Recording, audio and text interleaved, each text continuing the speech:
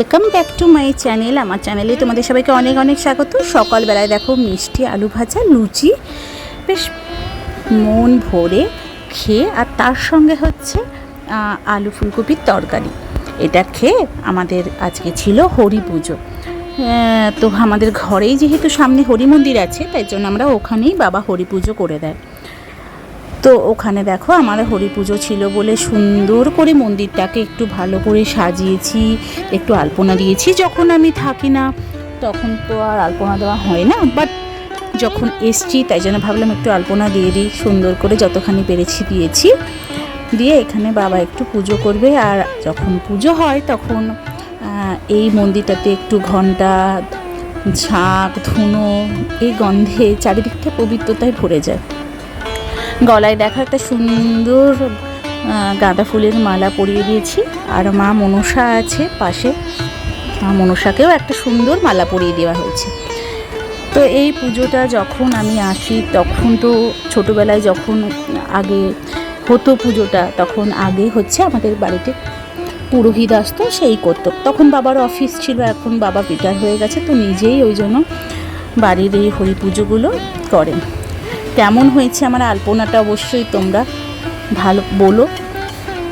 তো দেখো এই পুজো করার পরে আজকে হচ্ছে আমাদের জগদ্ধাত্রী মায়ের বিসর্জন।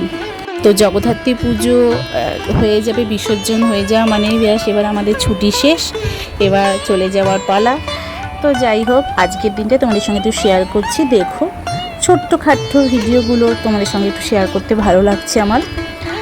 জানি না তোমাদের কেমন লাগছে।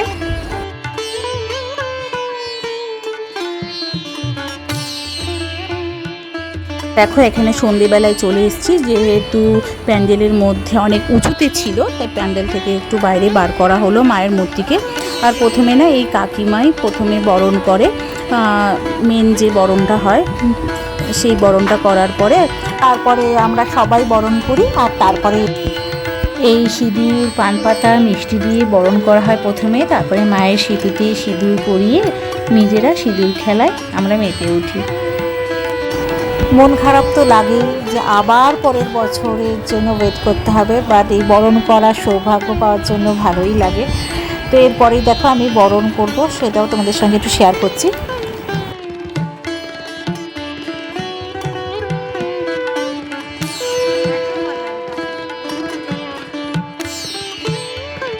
সবার পরে আমারও পালা চলে এসছে, মাকে বরণ করে মায়ের মাথায় সিঁদুর দিয়ে মাকে মিষ্টি খাইয়ে মাকে আবার নিজের বাড়িতে পাঠিয়ে দেওয়ার জন্য চলে এসছি আমরা। দুর্গার বিসর্জন বা বিজয়া দশমী হলো মায়ের কৈলাসে ফিরে যাওয়ার আনন্দ ও বিদায়ের বিষাদের এক অপূর্ব মিলন। হিন্দু শাস্ত্র অনুযায়ী পঞ্চতত্ত্ব মানে আকাশ, বায়ু, অগ্নি, জল, মাটি দিয়ে তৈরি মূর্তি আবার পঞ্চতত্ত্বেই জলে বিলীন করে দেওয়া হয়। এর মাধ্যমে নিরাকার ঈশ্বরের আরাধনা সাকার রূপ সমাপ্ত হয়। এই বিদায়ের পর ঢাকের তালে আনন্দ উৎসবের মধ্যে দিয়ে প্রতিমা নদীতে আর আমাদের এখানে সাধারণত জলাশয়ে বিসর্জন দেওয়া হয়। বিজয়ের পর ছোট বড়দের প্রণাম করে আশীর্বাদ নেওয়া আর কোলাকুলি আর মিষ্টি মুখের মাধ্যমে যে আনন্দ আর শান্তি পাওয়া যায়, সেটা আর আবার পরের বছর কখন দুর্গাপূজা হবে বা জগদ্ধাত্রী পুজো হবে সেই আশায় দিন গোনার শুরু করা হয়ে থাকে। তো দেখতে দেখতে দেখো আমার বরণ হয়ে গেছে, আর বাকি যারা আছে তারা এবার সবাই লাইনে দাঁড়িয়ে আছে।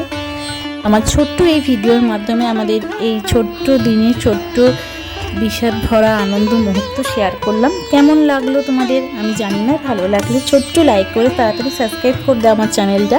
আমার পাশে থেকো, আমাকে তোমরা উৎসাহ জাগাও যাতে আমি নতুন নতুন ভিডিও দিয়ে তোমাদের আমার আনন্দ দিতে পারি আর আমার জীবনের ছোট ছোট কাহিনী তুলে ধরতে পারি। নেক্সট ভিডিওতে দেখা হবে, ততক্ষণের জন্য টাটা।